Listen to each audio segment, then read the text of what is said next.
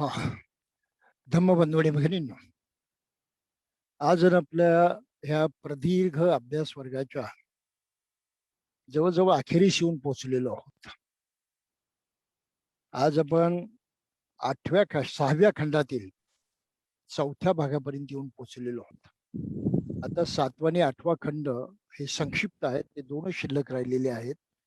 त्यानंतर बुद्ध आणि त्यांचा धम्म या ग्रंथाची आपली विशेष अभ्यास मालिका म्हणजे समजून घेण्याच्या प्रयत्नाचा हा उपक्रम जो आहे तो आपण समाप्त करू. त्यासाठी काही आठवडे आपल्याला द्यावे लागतील. आज आपण अशा भागापर्यंत आलेलो आहोत. खरं म्हणजे बाबासाहेबांच्या ग्रंथाचा अभ्यास करत असताना, त्याचं अवलोकन करत असताना काही ठळक गोष्टी लक्षात येतात आणि ज्या सर्वसामान्यपणे सर्वच लोक लक्षात घेतात असं नाही. बाबासाहेबांनी या संपूर्ण ग्रंथामध्ये बुद्धाच्या तत्वज्ञानाची, त्यांच्या एकंदरीत शिकवणीची, त्याची भारतामध्ये सद्य परिस्थितीमध्ये असलेल्या गरजेची आणि कोणत्या वातावरणामध्ये ही शिकवण रुजवायची आहे त्या वातावरणाचं जे बॅकग्राऊंड ज्याला आपण म्हणतो त्याची सुद्धा संक्षिप्त मध्ये पण अतिशय मूलभूत माहिती दिलेली आहे. बाबासाहेबांचा दृष्टिकोन लक्षात घेतला नाही तर भारतासारख्या देशामध्ये बुद्ध धर्म रुजवणं हे मोठं कठीण आहे. ज्याप्रमाणे पेरणी करण्यासाठी अगोदर शेतकऱ्याला जमीन कसावी लागते, त्यामध्ये कोणत्या प्रकारचं गवत आहे, कोणत्या प्रकारचं तृण आहेत, कोणत्या प्रकारच्या अडचणी आहेत, त्या साऱ्या त्याला निवारण करावे लागतात, साफ करावे लागतात. आणि त्या केल्यानंतरच मग कुठे पेरणी करावी लागते, बीज रोवावं लागतं. भारतामध्ये बुद्ध धर्म अनेक शतक नष्ट झालेला होता. त्याचं प्रत्यक्षात अस्तित्व फार कमजोर होतं. म्हणजे लडाखमध्ये काही बौद्ध होते, पंजाबमध्ये होते, आसाममध्ये होते, परंतु बौद्ध म्हणून त्या धर्माचा या देशावरती अजिबात प्रभाव राहिलेला नव्हता. फक्त छोटे छोटे काही समूह होते. हे समूह स्वतःला बौद्ध म्हणून जगत होते आणि त्यांच्याकडे विशेष कोणी लक्ष देत नव्हते. भारतामध्ये पुन्हा बुद्ध धर्माचं आगमन झालं ते बाबासाहेबांच्या प्रयत्नांच्या मुळे, आणि तेही इतक्या जोरदारपणे झालं की जगामध्ये सुद्धा एक अद्भुत घटना घडली की एकाच वेळेस लक्षावधी लोकांनी धम्माचा स्वीकार करणं ही संपूर्ण जगात घडलेली अद्वितीय घटना आहे. आणि तीही एका माणसाच्या सांगण्यावरून, डॉक्टर बाबासाहेब आंबेडकर यांच्या सांगण्यावरून. हा तर मोठा चमत्कारच होता. आणि त्यामुळं एकाएकी भारताच्या या भूमीमध्ये बुद्ध धर्म उजेडात आला, बुद्धाचं नाव लोकांच्या पर्यंत गेलं, अशा प्रकारचं काही धम्म आहे ही माहिती त्यांना मिळाली. आणि मग निश्चितच काही लोकांचे डोळे तिकडे लागले की आपण हे समजून घ्यावं, जाणावं. त्याची परिणिती आपल्याला बाबासाहेबांच्या धर्मांतरात पाहायला मिळते. इथपर्यंत ठीक झाला. आणि पुढे भारतामध्ये प्रचार प्रसार कसा करायचा, त्यासाठी बुद्धाचं तत्वज्ञान कसं वापरायचं, यासाठी बाबासाहेबांना ग्रंथही सिद्ध करून ठेवला होता, लिहून ठेवला होता. पण बाबासाहेबांच्या अचानक जाण्यानं एक फार मोठा अपघात घडला आणि ह्या चळवळीला जबरदस्त चळवळीमध्ये जबरदस्त खंड पडला. परिस्थिती अशी होती की ते भरून काढण्याची कुवत असणारा एकही मनुष्य भारतामध्ये नव्हता. बाबासाहेबांचं इतकं जाणणारा, बुद्ध धर्मामध्ये सखोल उतरलेला आणि बाबासाहेबांच्या प्रेरणेनं त्यांच्या त्या ध्येय धोरणानुसार धम्म चळवळ पुढे नेण्याची कुवत कोणामध्येच नव्हती. ती कुवत येऊ शकली असती जर ह्या धम्म ग्रंथाकडे, बुद्ध आणि त्यांचा धम्म ह्या बाबासाहेबांच्या ग्रंथाकडे लक्ष दिलं गेलं असतं तर. पण तसं काही झालं नाही. आज आपल्याला पुन्हा नव्याने ते लक्षात घ्यावं लागतंय. आणि म्हणून आपण या धम्मग्रंथाचा अभ्यास सुरू केला आणि अभ्यासाच्या आपण अशा टप्प्यावरती येऊन पोहोचलेलो आहोत की जिथे बौद्ध बनणं याचा अर्थ काय आहे, बौद्ध जीवन जगणं याचा अर्थ आहे, अशी इतिहासामध्ये कोणती उदाहरणं घडलेली आहेत, अशी काही माणसं होऊन गेलेली आहेत का की ज्यांनी बुद्धाचा धर्म अंगीकारला आणि त्याप्रमाणे आपलं जीवन घडवलं. असं पुष्कळ होऊन गेलेलं आहे. आपला थेरी गाथा, थेरी ह्या माहीत आहेत. परंतु बाबासाहेबांनी इथे संक्षिप्त मध्ये 2-4 गोष्टी सांगितलेल्या आहेत. आणि त्याही केव्हा सांगितल्यात पहा, संपूर्ण बुद्ध धर्माचं तत्वज्ञान सांगून झाल्यानंतर नंतर त्यांनी हे प्रकरण या पुस्तकामध्ये टाकलेलं आहे, की ही बुद्धाचे कोण मित्र होते, कोण चाहते होते. हं? याचा अर्थ त्यांना मानणारे, त्यांचं ऐकणारे, त्यांच्या सांगण्याप्रमाणे जगणारे कोण होते, हं? याची माहिती इथे दिलेली आहे. आणि इथेही माहिती देण्यामध्ये एक औचित्य आहे. ते औचित्य असं आहे, की बुद्ध जीवन पद्धती स्वीकारून त्याप्रमाणे जगण्यासाठी माणसाला काही ना काही पूर्वतयारी करावी लागते.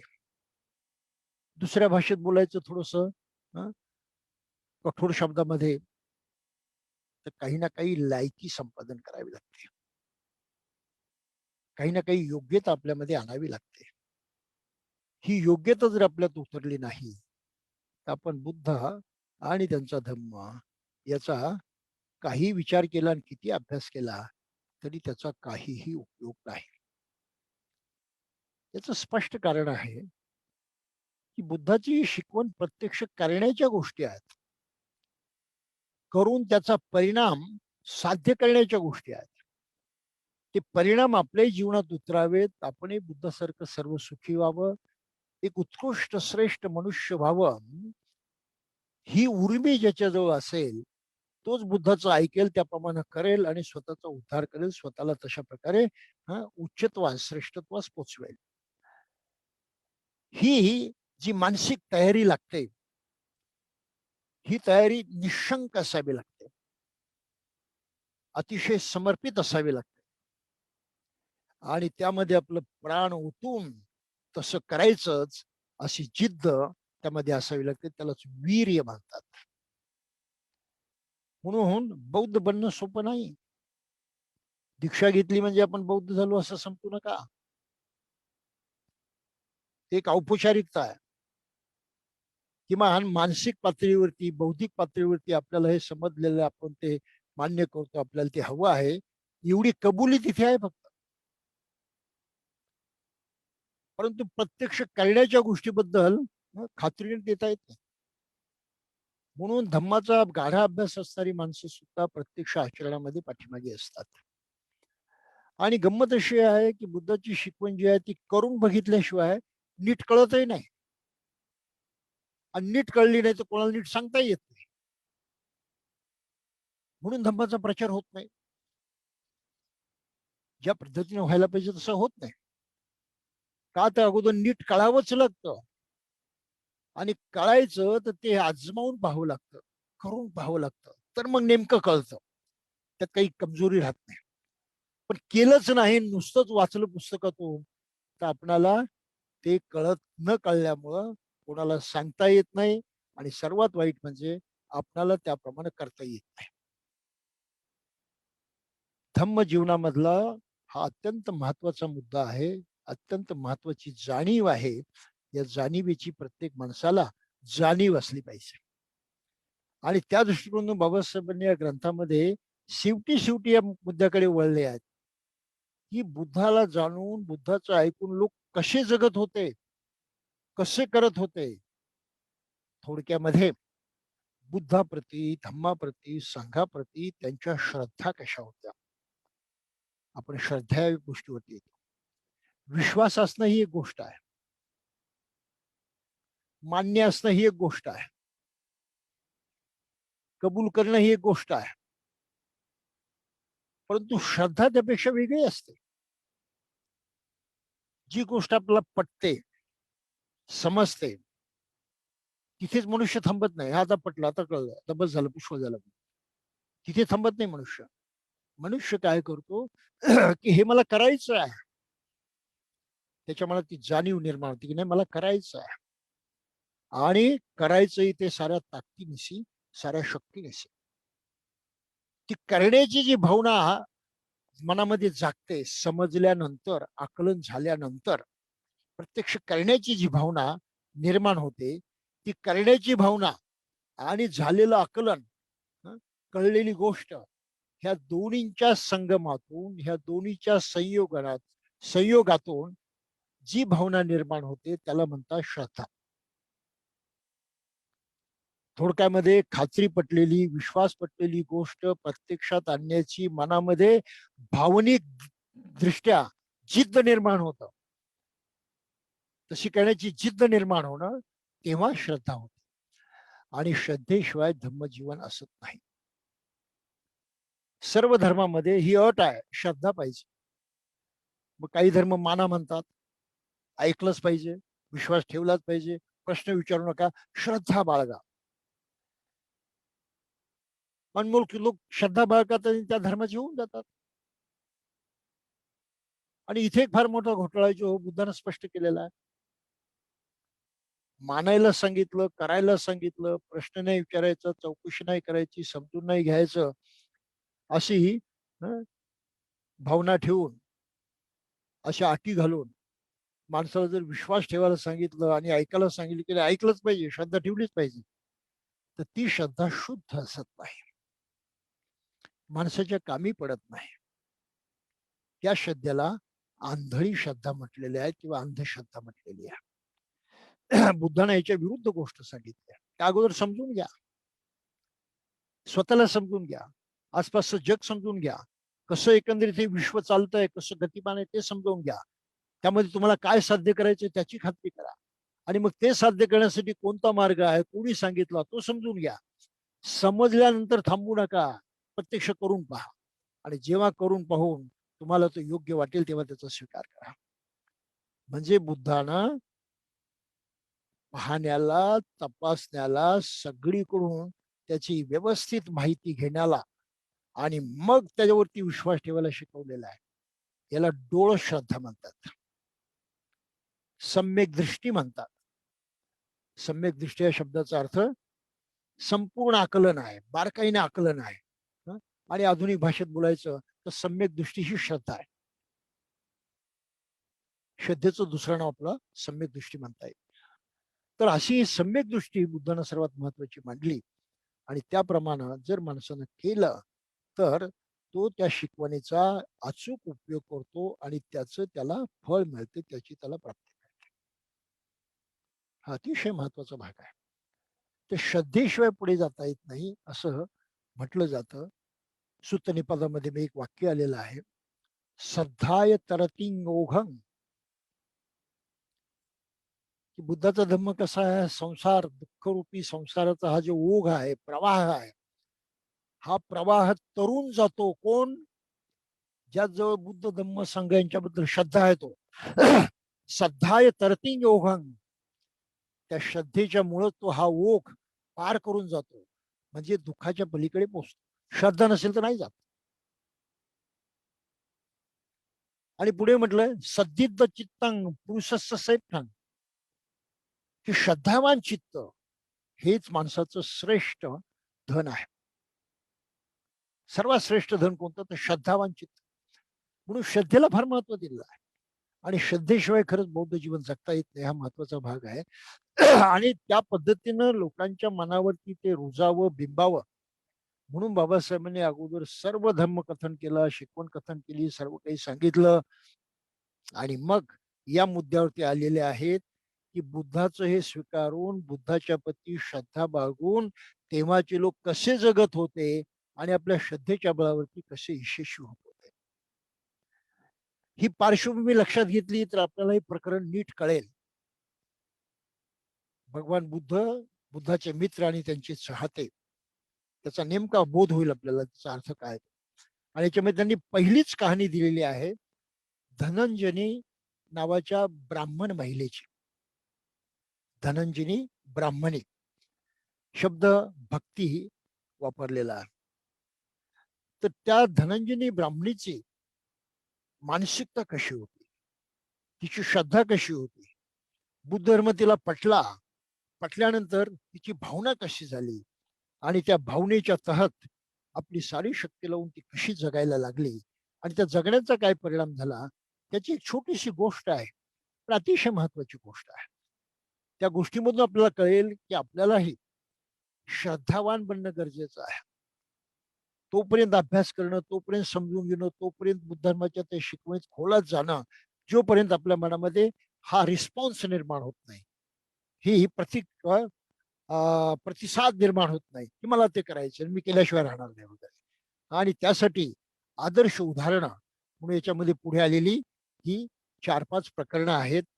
एक धनंजनी ब्राह्मणीची गोष्ट आहे. दुसरी विशाखा मिगार मातेची गोष्ट आहे. तिसरी मल्लिकेची गोष्ट आहे. चौथी जी आहे एका गर्भवती मातीची अभिलाषा ती गोष्ट आहे. नंतर केनियाचं स्वागत ही गोष्ट आहे. आणि राजा प्रसेनजीची स्तुती, अशा 6 गोष्टी बाबासाहेबांनी इथे दिलेल्या आहेत. आणि त्या इतक्या महत्वाच्या आहेत की तेवढ्यामधूनच बाबासाहेबांना जो संदेश द्यायचा, श्रद्धा असली पाहिजे धम्माच्या प्रती. आणि श्रद्धा जिथे असते तिथेच प्रतिसाद असतो त्या कार्याला, त्या शिकवणीला, त्या आदर्शाला भावनिक प्रतिसाद असतो. इमोशनल रिस्पॉन्स म्हणतो आपण. एखादा विचार कळला, अंडरस्टँड झालं, लक्षात आलं, तर त्या अंडरस्टँडिंगला प्रतिसाद आपण देतो. तो केवळ बौद्धिक प्रतिसाद असत नाही, तर तो भावनिक प्रतिसाद असतो. बुद्धीनं कबूल केलेला, खात्री पटलेला भावनिक प्रतिसाद असतो. त्याला श्रद्धा म्हणतात. त्या श्रद्धेचं आकलन होणं फार गरजेचं आहे. आणि माझा गेला 40 वर्षांमधला अनुभव असा आहे की भारतामध्ये श्रद्धेच्या बाबतीमध्ये फार कमजोरी आहे. कधी कधी अंधश्रद्धा सुद्धा दिसतात आणि बऱ्याच दिसतात. आणि खरी श्रद्धा जी आहे ती ही कमजोर वाटते. तेवढ्या मोठ्या प्रमाणामध्ये बौद्ध माणसाच्या जीवनाचा तो मार्ग झालेला नाही. आणि एकदा माणसं म्हणतात, नाही आम्हाला कळलं, आम्हाला माहित आहे, आम्हाला समजतं, वी नो दॅट. आता यापेक्षा अधिक काही जाणण्याची गरज नाही, अधिक काही करण्याची गरज नाही. आम्हाला माहित आहे बुद्ध धर्म तोंडपाठ आहे. आणि तिथे मनुष्य संतुष्ट राहतो, स्वतःला बौद्ध समजत राहतो, बौद्ध म्हणून मिरवत राहतो, बौद्ध म्हणून लोकांना सांगत राहतो. त्या पलीकडे दुसरं काहीही करत नाही. म्हणून प्रत्येक माणसानं स्वतःला एक प्रश्न विचारला पाहिजे की मी बुद्धाचा धम्म स्वीकारला, बुद्धाची शिकवण मान्य केली, तर त्या शिकवणीनुसार माझ्या जीवनामध्ये काय काय बदल झाला, काय काय परिवर्तन झालं. बुद्धाचा धम्म परिवर्तनशील आहे, गतिशील आहे, ओपनैको पुढे पुढे नेणारा आहे. हा ओपनैको शब्द तरी आपल्याला कळलाय का, याचा विचार प्रत्येक बौद्धाने केला पाहिजे. कोणत्या अर्थानं ओपनैको? तर त्या धम्माचं आचरण केल्यानंतर माझ्यामध्ये जो फरक पडेल, माझ्यामध्ये बदल होईल, त्या बदलाच्या अर्थानं धम्म ओपनैको आहे, पुढे पुढे नेणारा. ज्याचं जीवन असं सुधारत नाही दिन प्रतिदिन, त्याचं बौद्ध असणं आणि बौद्ध म्हणणं काही कामाचं नाही, चुकीचं आहे. तर ही प्राथमिक माहिती जेव्हा आपण घेतो, तेव्हा मग आपल्याला या गोष्टींचं मर्म कळतं. आणि ते मर्म कळण्यासाठी म्हणून आपण आता प्रत्यक्ष धनंजनी जी ब्राह्मणी होती, ब्राह्मणाची बायको होती, तिची बुद्धाप्रती असणारी श्रद्धा कुठल्या दर्जाची होती आणि तिच्या त्या वागण्यातून काय घडलं, ती आपण गोष्ट इथे थोडक्यामध्ये बघूया. की तथागतांचे पुष्कळ बाबासाहेबांच्या भाषेतच वाचूया ते की तथागतांचे पुष्कळ मित्र आणि चाहते होते. त्यात धनंजनी होती. ती एका भारद्वाज नावाची पत्नी होती. तिचा पती तथागतांचा तिरस्कार करीत असे, पण धनंजनी ही भगवान बुद्धाची भक्त होती. तिच्या भक्तीचा उल्लेख करणे योग्य आहे. एकदा भगवान बुद्ध राजगृहाजवळील वेळुवनातील कलंदक निवाप विहारात राहत होते. त्यावेळी एका भारद्वाज कुलातील ब्राह्मणाची धनंजनी नावाची ब्राह्मणी पत्नी आपल्या पती सोबत राजगृहात राहत होती. तिचा पती तथागतांचा तीव्र विरोधक होता. पण धनंजनीची मात्र बुद्ध धम्म संघ यावरती दृढ श्रद्धा होती. ह्या त्रिरथांची स्तुती करण्याचा तिचा प्रघात होता. वारंवार स्मरण करणं, प्रशंसा करणं, त्यामध्ये आनंद वाटतो. आणि ते जे तत्व आहे, तो आदर्श जो आहे, तो मनामध्ये अधिक अधिक जिरतो, उतरतो. तर जेव्हा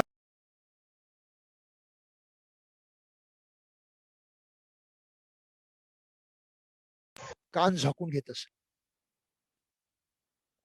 एकदा त्याच्याकडे पुष्कळ ब्राह्मण भोजनास यायचे होते.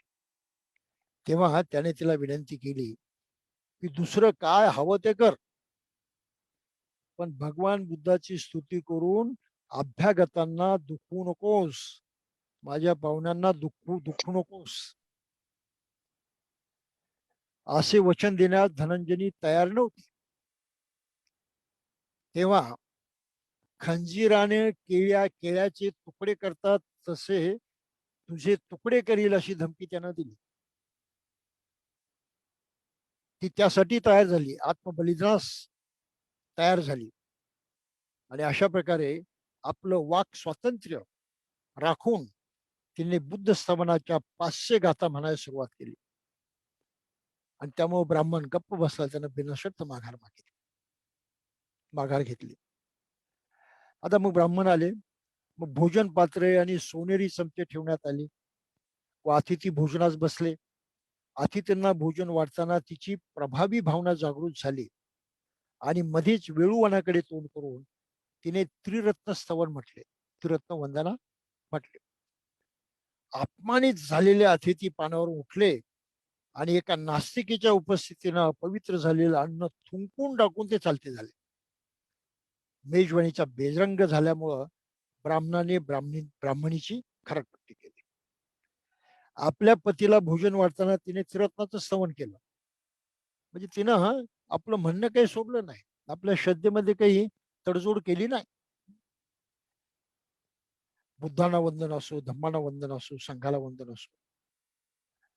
तिने असे स्तवन केल्यावर भारद्वाज ब्राह्मणास फार राग आला व तो म्हणाला, चांडाळणी प्रत्येक वेळेस त्या हा बोडक्या बैरागीची स्तुती गात असतेस.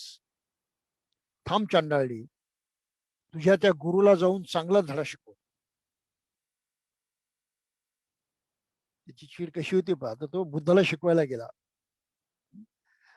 धनंजयनी म्हणाली, हे ब्राह्मणा, सदैव समार सब्रह्म अशा ह्या लोकात त्या अर्हत सम्यक संबुद्ध तथागतांना अशा प्रकारे बोलू शकेल असा कोणी श्रमण ब्राह्मण देव अथवा पुरुष असेल असे मला वाटत नाही. तरी सुद्धा हे ब्राह्मणा, तू त्यांच्याकडे जा, म्हणजे तुला समजेलच. इतका विश्वास होता, इतकी खात्री होती तिला. आता एक प्रश्न इथे निर्माण होईल जाता तर ती लक्षात घेतलं पाहिजे. हा तिचा हट्ट नव्हता. हट्ट वेगळ्या गोष्टीला बांधतो. आपली खात्री पटलेली गोष्ट असतेच असं नाही, पण आपलं मत असतं, आपला विचार असतो, आपली एक भावना असते. त्याला मनुष्य चिकटून राहतो आणि ती सोडायला तयार नसतो, तेव्हा तो हट्टी बघतो. तर हट्ट नकारात्मक आहे. हट्टामध्ये तुम्हाला शिकण्याची इच्छा नसते, जाणण्याची इच्छा नसते, स्वतःचा अगदी खात्रीपूर्वक बरोबर याची खात्री सुद्धा नसते. आणि ते समजूतदारपणे दुसऱ्याला द्यावं, समजूतदारपणे दुसऱ्याला त्याचा लाभ पोचावा अशी सुद्धा भावना नसते. तुम्ही चिकटून राहता मताला. ती हट्टाची भावना आहे, त्याला दुराग्रह असं म्हणतात. परंतु श्रद्धेच्या भावनेमध्ये दुराग्रह नसतो. श्रद्धेमध्ये असते इतकी प्रचंड खात्री की विरोध करणाऱ्या माणसाने ते समजून घेतलं. मुख्य शब्द आहे समजून घेण्याचा. त्यानं नुसतं समजून घेतलं तर त्याच्यात बदल होणारच. मग तो कसा समजून घेईल, कसं समजून द्यायचं, त्याचे अनेक मार्ग असू शकतात. कुठल्या का मार्गाने होईना त्याला ते समजलं पाहिजे, इतकं ते महत्वाचं आहे.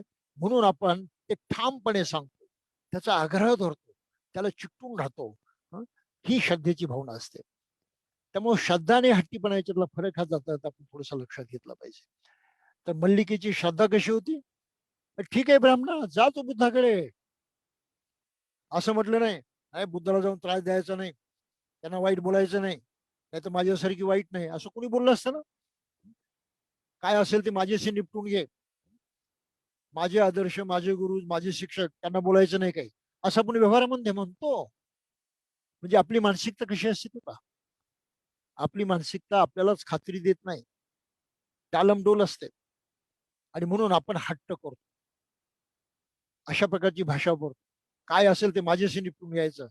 माझा आदर्श, माझे गुरु, माझे टीचर, त्यांच्या नादी लागायचं नाही, त्यांच्याकडे जायचं नाही, त्यांचा अपमान करायचा. धनंजयने ती भाषा नाही वापरत. धनंजयने कोणती भाषा वापरली? हे ब्राह्मणा, तू जा त्यांच्याकडे, म्हणजे तुला समजेल. म्हणजे प्रोत्साहन दिलंय त्याला. त्याच्याच रागाचा फायदा घेतला. तू जायला तयार झाला रागानं. त्याच्याच रागाचा फायदा घेतला आणि त्याला प्रोत्साहन दिलं. नाही तू जाच, तू जाऊन बघच. नकारात्मकता नाही त्याच्यामध्ये, चिडवणं नाही त्याच्यामध्ये, त्याला उत्तेजना देणं आहे. जा बाबा कर, आता करून बघते, असं प्रोत्साहन देणं आहे. तर अशा प्रकारची त्या धनंजयची भाषा आहे. मग तेव्हा तो गांजलेला व अप्रसन्न झालेला ब्राह्मण तथागतांचा शोध घेण्यास निघाला. त्याच्या समोर आल्यावर त्याने त्याने मित्रत्वाने व विनयशीलतेने त्यांना अभिवादन केले व कुशलाची इच्छा करून तो एका बाजूला बसला. मग क्षेम कुशल विचारून, तुम्ही कसे आहेत, बरे आहेत ना, ठीक आहेत ना वगैरे, असं विचारून तो एका बाजूला बसला. अशा रीतीनं बसल्यावर त्यानं तथागतांना पुढील प्रश्न विचारले. सुखी जीवनासाठी कशाची हत्या करावी? सुखी जीवन जगण्यासाठी कोणती गोष्ट ठार मारावी? अधिक रडावे लागू नये म्हणून कशाची हिंसा करावी? म्हणजे पुढे अधिक दुःख भोगायला लागू नये म्हणून आज कशाची हिंसा करावी? काय मारून टाकावं? गौतमा, असे काय आहे की ज्याच्या हत्येचं तू सर्वात अधिक समर्थन करतोस? बुद्धाला तू विचारतोय की तू असं काय समर्थन करतोस ज्याची हत्या करावी असं तुला वाटतं? कोणत्या हत्येचं, कोणत्या हिंसेचं तू समर्थन करतो? आता त्याला माहित होतं की बुद्ध अहिंसा शिकवतात. बुद्धाचा उपदेश जो आहे तो अहिंसेचा. हा तिथे त्यांना उलटा प्रश्न विचारतोय. अहिंसेमधून सुख आहे हे याला माहित नाही, हे त्याला कळत नाही. अहिंसेचा सुखाचा संबंध याची त्याला जाणीव सुद्धा नाही. त्याला काय वाटतं ते एक तत्व आहे, जसं माझ्या धर्माचं तत्व आहे. म्हणून तो बुद्धाला उलट्या पद्धतीने विचारतो, अरे सुखी जीवन जगण्यासाठी हिंसा करावी लागते का? कोणती हिंसा केली पाहिजे? कारण ब्राह्मणी धर्म तेव्हा कसा होता? हिंसक होता. यज्ञयागामध्ये प्राण्यांची हिंसा करायचा आणि ते समजायचे की प्राण्याची हिंसा केली की मग तो देव प्रसन्न होतो, तो तुम्हाला सुख देतो, ही त्यांची भावना होती. म्हणून त्यानं तो प्रश्न विचारला वेगळ्या भाषेमध्ये. त्याच्या धर्माची शिकवण त्याला सांगत होती, प्राण्यांचा बळी दिला, हिंसा केली की स्वर्गातले देव पावतात. म्हणजे सुखासाठी बळी देणं गरजेचं आहे, हिंसा करणं गरजेचं आहे. तो बुद्धाला उलट विचारतोय की तू कोणाची हिंसा करण्याची शिकवण देतो सुखासाठी? तू कोणाची हिंसा करण्याची शिकवण देतोस पुढे दुःख भोगू नये म्हणून? हा मुद्दा लक्षात घेतला पाहिजे. ही पार्श्वभूमी लक्षात घेतली, त्या पाठीमागची मानसिकता लक्षात घेतली की मग आपलं पुढचं सारं कळतं. नाहीतर आपण अडून जातो, वरवरचं लक्षात घेतो, हा ठीक आहे बरोबर आहे, सोडून देतो. आपल्या मनात बिंबत नाही ते. तर ते बिंबण्यासाठी अशा प्रकारे पार्श्वभूमी सुद्धा लक्षात घेणं गरजेचं आहे. आणि असा प्रश्न विचारल्यावरती परत लक्षात घ्या, तो काय म्हणतो? सुखी जीवनासाठी कशाची हत्या करावी? अधिक रडावे लागू नये म्हणून कशाची हिंसा करावी? गौतमा, असे काय आहे की ज्याच्या हत्येचं तू सर्वात अधिक समर्थन करतोस? विलक्षण प्रश्न आहे. आणि मग बुद्धानं जे उत्तर दिलेलं आहे ते संक्षिप्त मध्ये ते बाबासाहेबांनी मांडलेलं आहे, पण अगदी सोपं सरळ आहे. तथागतांनी उत्तर दिले, सुखप्रद जीवनासाठी क्रोधाची हत्या केली पाहिजे. आता तो रागातच आला होता ना, रागाच्या भरामध्येच अक्कल शिकवायला बुद्धाला. बुद्धानं मर्मावरती बोट ठेवलेला आहे आणि हे त्रिकाला बाधित सत्य सांगितलेलं आहे की क्रोधी माणसाला दुःख भोगावंच लागतं. क्रोध माणसाची सारी शारीरिक मानसिक हं, जी स्थिती आहे बिघडवून टाकतो. स्वतः जळल्याशिवाय रागच येत नाही. स्वतः जळल्याशिवाय दुसऱ्याला आगही पोचवता येत नाही.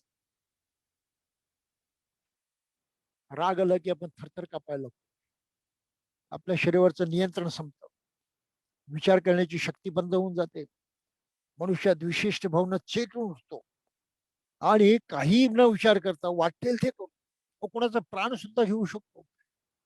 इतकी ती रागाची भावना, इमोशन इतकी प्रबळ असते, इतकी स्ट्रॉंग असते. आणि ते केल्यानंतर मग रडावंच लागतं ना. दुःख सहन करावं लागतं. रागाच्या भरात तुम्ही केला कोणाचा खून, पुढे रडल्याशिवाय पर्याय नाही. पोलीस येतील, राजा येतील, पकडतील, तुम्हाला सजा करतील, तुमचं जीवन पुढे कसं दुःखामध्ये जायचा भरोसा नाही.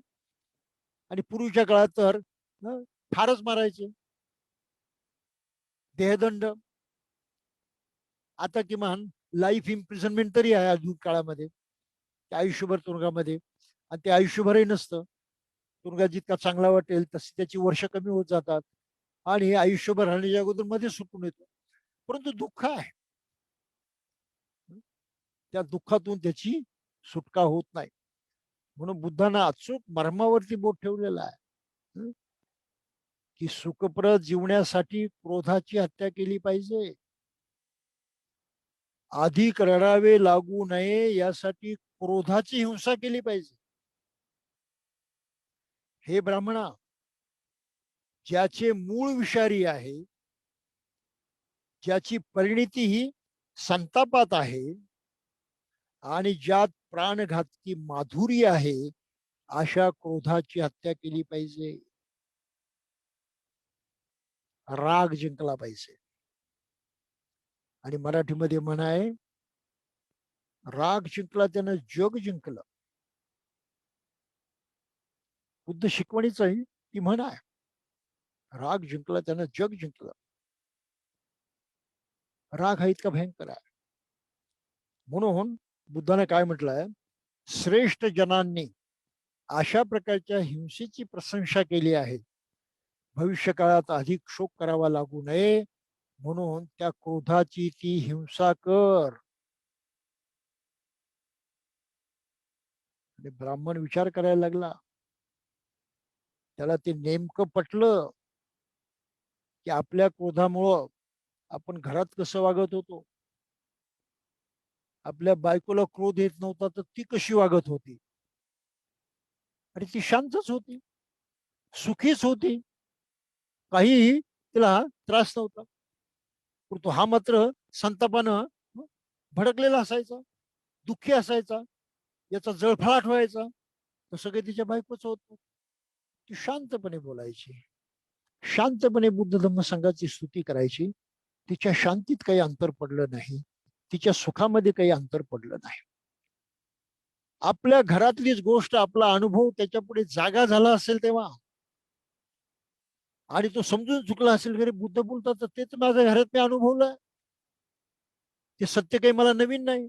आता त्या सत्याचा खरा अर्थ मला कळला, की क्रोध जिंकला पाहिजे.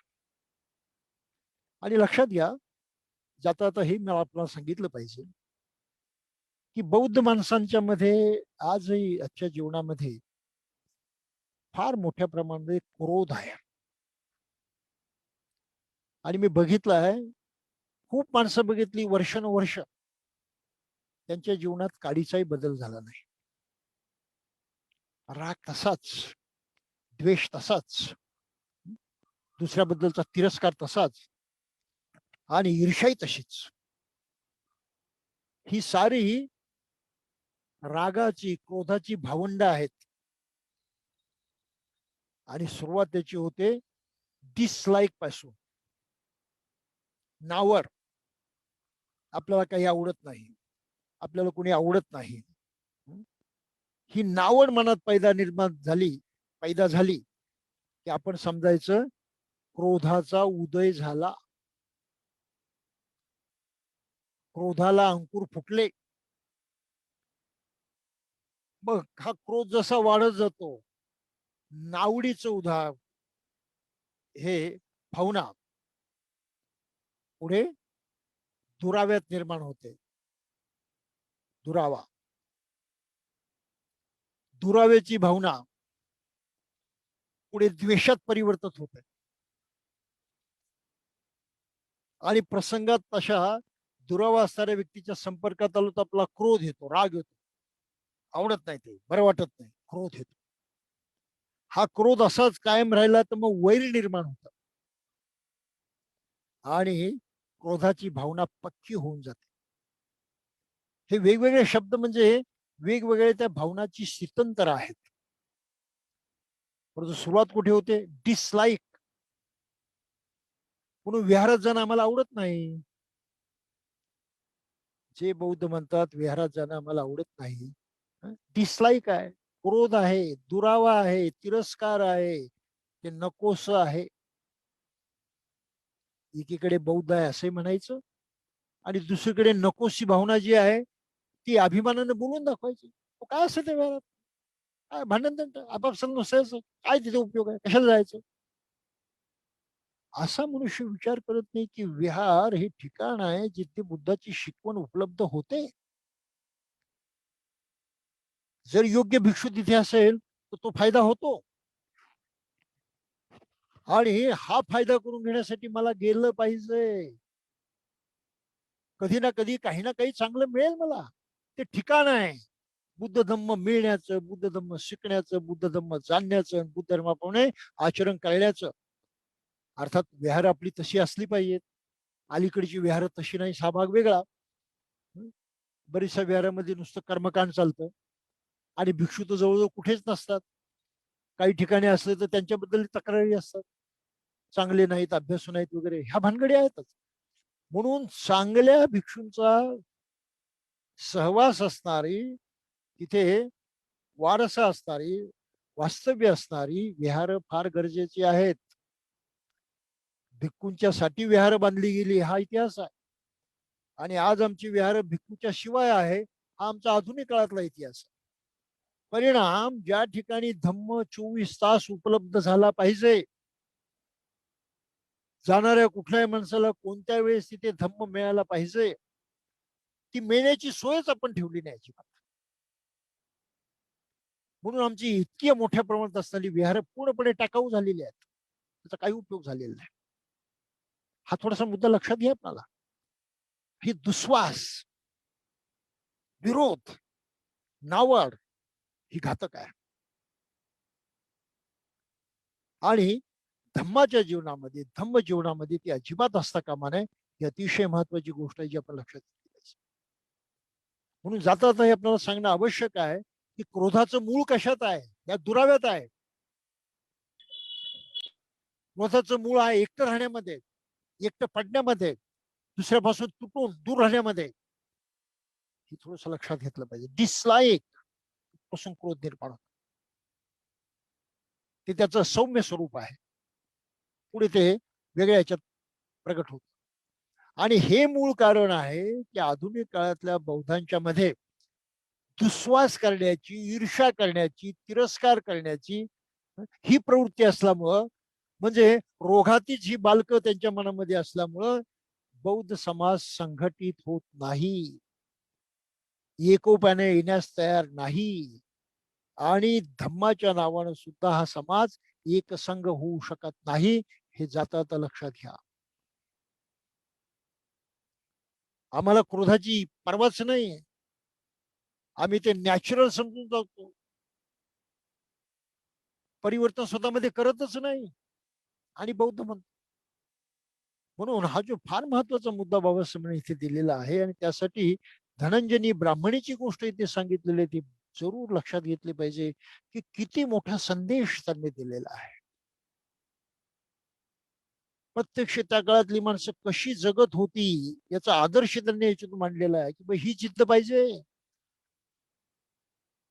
धम्माला धरून ठेवायचं, त्या ताकदीनं धरून ठेवलं पाहिजे आणि त्या धम्माच्या परिणामाची आपल्याला इतकी खात्री पाहिजे की ही विरोध करणाऱ्या माणसानं तो समजून घेतला तर तो बदलणारच, इतकी खात्री आपल्याला असली पाहिजे. तेव्हा ते खरं बौद्ध जीवन आहे.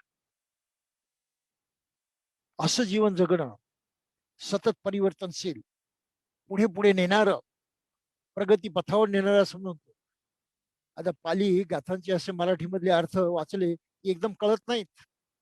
प्रगती पथावर नेणारं म्हणजे काय, पुढे पुढे नेणारं म्हणजे काय, त्याचा अर्थ असा कळतो. ओपन्यायिको, आमची आत्ता मानसिक जी स्थिती आहे त्यातून मुक्त होऊन शुद्ध परिशुद्ध मानसिक स्थितीकडे आम्हाला तो सतत नेत असतो, पुढे पुढे नेत असतो. ही आमची प्रगती आहे. त्या प्रगती पथावरती आम्ही जात असतो. हा अतिशय महत्वाचा अर्थ आपण लक्षात घेतला पाहिजे. त्यामुळे बाबासाहेबांचा ग्रंथ वाचताना त्याच्यामध्ये कशी अमूल्य रत्न त्यांनी टाकलेली आहेत,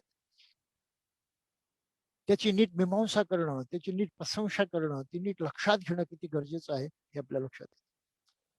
आणि बुद्धाचे वचन ऐकल्याबरोबर ब्राह्मणाच्या पुढे त्याचं सारं घरच उभं राहिलं ना. दररोजचा अनुभव उभा राहिला. आपल्या बायकोचं वागणं कसं ना आपण कसं वागतो, फटकन त्याच्या पुढे उभं राहिलं तर सारा कॉन्ट्रडिक्शन, विरोधाभास, आणि तो पटकन जागा झाला.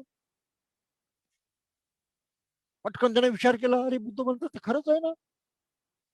पटलं त्याला, आणि पटल्याबरोबर तर काय म्हणतो मग, तथागतांच्या उत्तराचं महत्व जाणून तो भारद्वाज ब्राह्मण बोलला, भगवान खरोखर अद्भुत, खरोखर अद्भुत.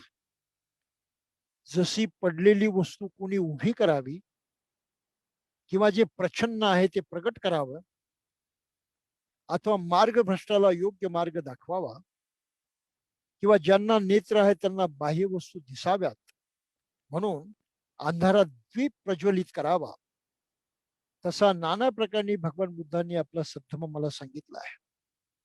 भगवान, मी बुद्ध धम्म संघ यांचा आश्रय स्वीकारतो. मी गृहस्थाश्रमाचा त्याग करून प्रवज्जित होण्याची इच्छा व्यक्त करतो. अशा प्रकारे धनांजनी केवळ भगवान बुद्धाची भक्तच राहिली नाही, तर तिने आपल्या पतीलाही भगवान बुद्धाचा भक्त बनवले. ही आहे धम्माची ताकद. ही आहे धम्माची ताकद. कधी कधी समाजामध्ये मला मोठा विचित्र प्रकार पाहायला मिळतो. पुरुष माणसं बाहेर बौद्ध म्हणून वावरतात, बौद्ध कार्यक्रमात जातात, घरामध्ये त्यांच्या गृहिणी जुनही करत राहतात. असेच आमचे पुण्यामध्ये एक मित्र होते, हायली क्वालिफाईड होते, श्रीमंत होते खूप. बौद्ध म्हणून सगळीकडे मिरवायचे, वागायचे, आपल्या परीने जेवढं करता येईल तेवढं करायचे सुद्धा, एकदमच काही टाकाऊ नव्हते, थोडंफार आचरण करायचे. पण घरामध्ये नेमकं उलट, देव्हारा तसाच, पूजा अर्चा तशाच, सारे धार्मिक सण तसेच. आम्ही त्यांना डिवचायचो, साहेब हे कसं काय तुमच्या घरामध्ये. त्याचं उत्तर काय असायचं, अहो किती सांगा बायको ऐकतच नाही, आता काय करायचं म्हणे. आणि बुद्धाने म्हटलं जबरदस्ती करायची नाही, त्यामुळे मी काहीच करू शकत नाही. अशी आगतिकता बौद्ध माणसाच्या मनामध्ये येते. काय येते, बाबा रे तू करून दाखवलं तर बायको बदलेल. तुझ्यातलं परिवर्तन बघून, त्या परिवर्तनामधली ताकद बघून, त्या परिवर्तनामधलं तेज बघून बायको बदलेल, सांगून नाही बदलणार. म्हणून धम्माचं आचरण कोणत्या लेव्हल पर्यंत केलं पाहिजे, हे तेज प्रगट होईल, ही भावना प्रगट होईल, आपल्या जीवनातलं हे परिवर्तन प्रगट होईल, आणि त्याचा परिणाम आपल्या सहकार्यावरती होईल. अशा पद्धतीने आपल्या धम्माचं आचरण केलं पाहिजे. हे जर केलं तर घराघरामध्ये सामंजस्य निर्माण होईल, घराघरामध्ये मांगल्य निर्माण होईल. एक प्रकारचा ताणतणाव घरामध्ये कायम असतोच, व्यावहारिक गोष्टीवरून असतो. तशा मानसिक श्रद्धा विश्वासातूनही ताणतणाव असतो. ज्याला म्हणतो आमचे विचार वेगळे आहेत, आमच्या मान मान्यता वेगळ्या आहेत, त्यामधूनही दुरावा असतो. हा दुरावा जाईल कसा, हा दुरावा तेव्हा जाईल जेव्हा धम्माच्या आचरणात तुमच्यात काही बदल झालेला असेल. पण तुम्ही जैसे थे असाल पहिल्यासारखेच, आणि बुद्धाचा धम्म स्वीकारायला दिशा घेतली एवढं सांगूनच गप्प बसत असाल, तर कोणावर त्याचा परिणाम होणार. कोणावरतीच. माझे एक मित्र आहेत, त्यांनी एकदा मला सांगितलं की त्यांचे नातेवाईक हे विपස්සना करतात. खूप शिबिरं केली त्यांनी. परंतु का कोणास ठाऊक ते भिक्षूचा फार द्वेष करतात. भिक्खू ज्यांना नजरेपुढे नको असतो. प्रश्न आहे, मग त्या विपස්සनेचा उपयोग काय? स्वतःमध्ये परिवर्तन होत नसेल, ते सकारात्मकतेकडे जात नसेल, तर नुसत्या मेडिटेशन मध्ये वेळ घालवण्यामध्ये काही अर्थ नाही बरं. तो एक प्रतिष्ठेचा विषय करतात माणसं, प्राप्तीचा विषय नाही ठेवत. तर अशा प्रकारे ह्या धनंजनी ब्राह्मणीची गोष्ट जी आहे ती आपण लक्षात घेतली पाहिजे, की आपण जसं करून दाखवू, आपल्यामध्ये जे परिवर्तन होईल, त्या परिवर्तनावरती आपण जितके ठाम राहू, तितका त्याचा दुसऱ्यावरती परिणाम होणार आहे. आपली श्रद्धा डामाडोल असेल, आपणच आपल्या त्या श्रद्धेवरती ठाम नसू आणि त्या श्रद्धेची अभिव्यक्ती आपल्यामधूनच चांगल्या प्रकारे सकारात्मक दृष्टीने होत नसेल, तर आपलं बौद्ध असायला काही अर्थ नाही. बाबासाहेबांना ही ताकद या देशामध्ये आणायची होती. अशा प्रकारचा समाज घडवायचा होता की समाजाच्या गुणांना पाहून विरोधक जवळ आले पाहिजे. त्यांना दिसलं पाहिजे काय सत्य आहे ते तुमच्या आचरणातून, तुमच्या प्रत्यक्ष सहवासातून. असं बौद्ध समाज घडवणं हे बाबासाहेबांचं भारत बौद्धमय करण्याचं मिशन होतं. किती लोकांना कळलंय आज सुद्धा कळत नाही ही शोकांतिका.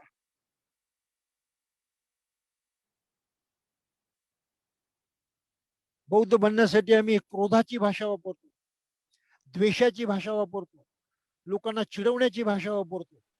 आणि त्यासाठी दुर्दैव असं आहे, अतिशय खेदाची गोष्ट अशी आहे की बाबासाहेबांचं नाव आणि त्यांच्याच 22 प्रतिमेचा वापर करतो बाबासाहेबांच्या सिद्धांताच्या, त्यांच्या ध्येयाच्या विरोधात नकारात्मक पद्धतीने वापर करतो.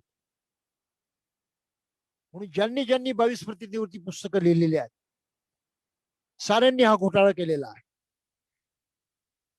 नकारात्मकतेवरती जोर दिलेला आहे. बाबासाहेबांना ते करायचं नव्हतं. धम्माची दीक्षा घेतली ना बाबा रे, आता तू आलास ना माझ्या घरामध्ये, आतमध्ये आलास ना.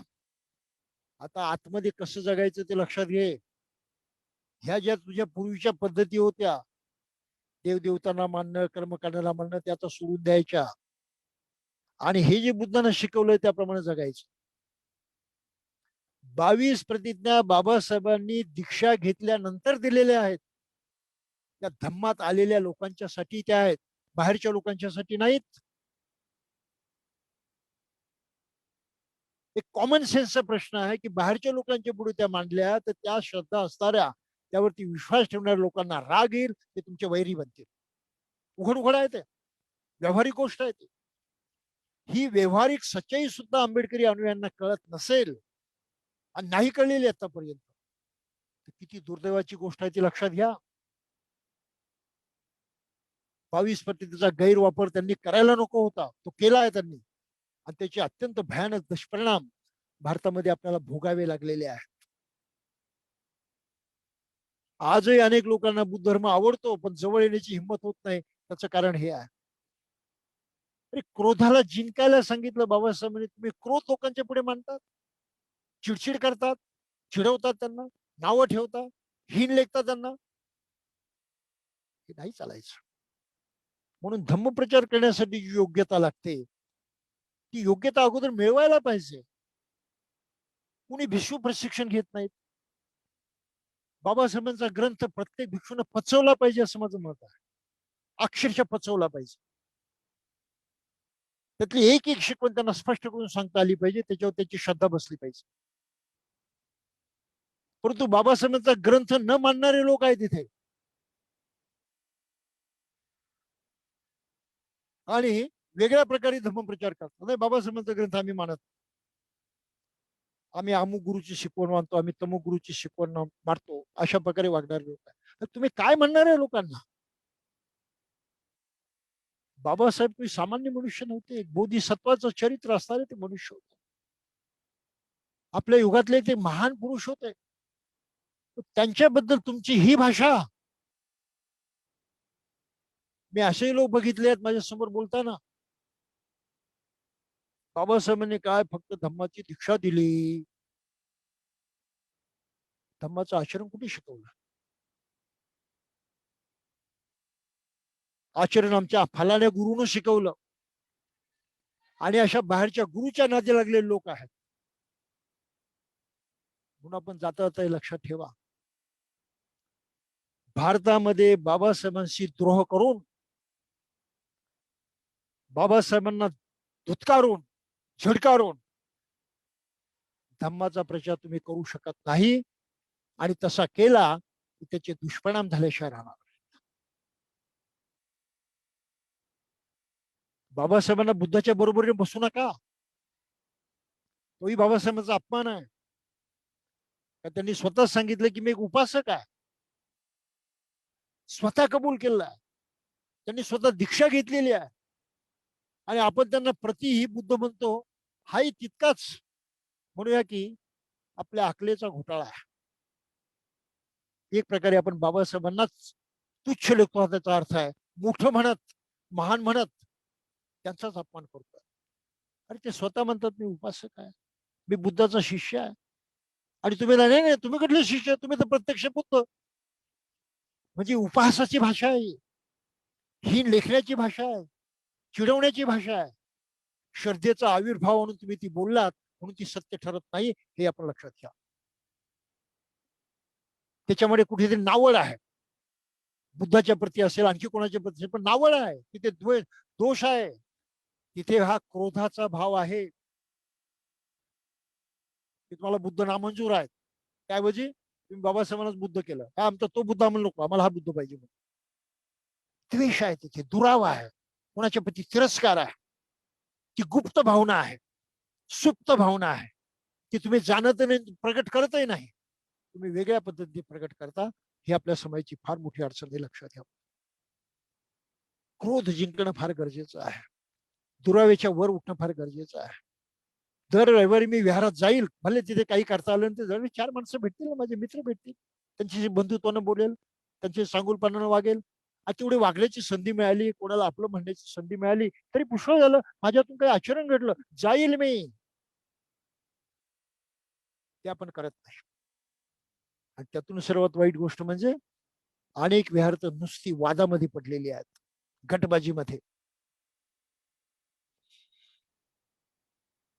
त्याबद्दल तर जास्त बोलण्याची गरज नाही. पण तू समजा, ह्या साऱ्या विचित्र जे वागणं आपल्याला पाहायला मिळतं समाजामध्ये, त्याचं मूळ कशामध्ये आहे? मूळ आहे ते क्रोधाच्या भावनेमध्ये, मूळ आहे ते नावडीमध्ये, मूळ आहे ते दुराव्यामध्ये, मूळ आहे ते मला ते नको, माझं वेगळंच, अशा वेगळेपणाच्या भावनेमध्ये. त्यालाच म्हटलेलं आहे क्रोध, त्यालाच म्हटलंय हिंसेची भावना, त्यालाच म्हटलंय राग, वैर, द्वेष वगैरे सर्व काही. आणि मूलभूत दोष असं बुद्ध धर्म आपल्याला सांगतो, ते आपण लक्षात घेतलं पाहिजे. तर अशा प्रकारे त्या धनंजनी ब्राह्मणीनं बुद्धाच्या इतक्या विरोधात असलेल्या आपल्या नवऱ्याला सुद्धा बुद्धाकडे वळवलं. त्याच्या जीवनालाही तीच दिशा दाखवली जी दिशा तिनं स्वतः स्वीकारलेली. हे घडू शकतं सगळीकडे, घराघरात घडू शकतं, शेजारी पाजारी घडू शकतं. फक्त आपण आपली श्रद्धा बळकट केली पाहिजे. आणि श्रद्धेचा अर्थ जो आपल्याला आपण सांगितलेला होता तो लक्षात घेतला पाहिजे.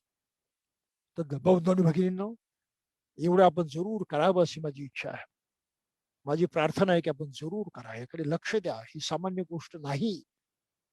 उद्याचा बौद्ध समाज उभा राहण्याचं हे महत्वाचं मूलभूत पायाभूत कार्य आहे. आपलं उद्याचं चरित्र घडण्यामधलं हे मूलभूत पायाभूत कार्य आहे. त्यामुळे त्याचा अंगीकार आपण केलाच पाहिजे. आणि धनंजनी ब्राह्मणीची ही कथा आपण अशी नीट लक्षामध्ये ठेवली पाहिजे. आपण ती लक्षात ठेवाल अशी मी अपेक्षा बाळगतो. आणि हे लांबलेलं बोलणं इथेच थांबवतो. जय भीम.